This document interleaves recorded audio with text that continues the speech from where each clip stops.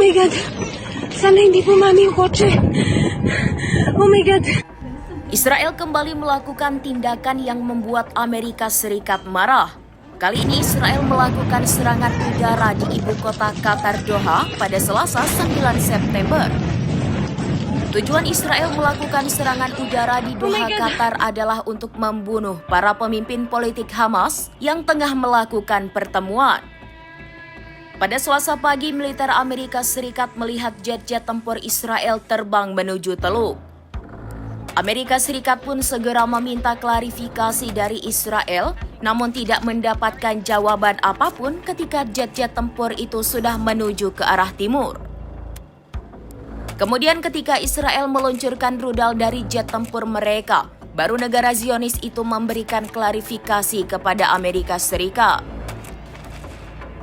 Mendengar langkah Israel itu, Presiden Amerika Serikat Donald Trump marah dengan menyebut dirinya tidak senang dengan semua aspek serangan itu. Sementara Israel membela serangan itu sebagai sesuatu yang dibenarkan, Qatar mengatakan Israel berbahaya dan terlibat dalam terorisme negara.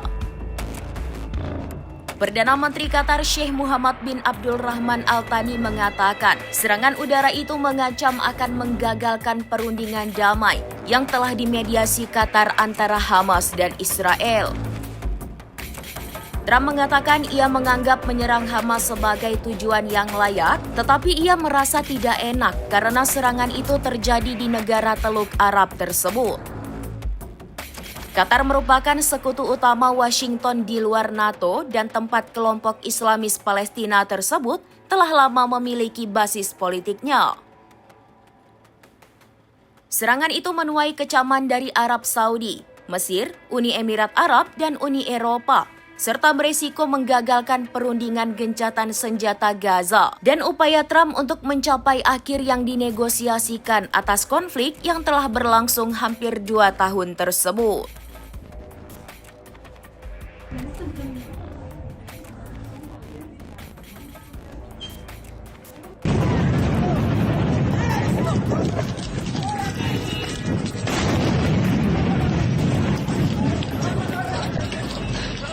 Oh my God. This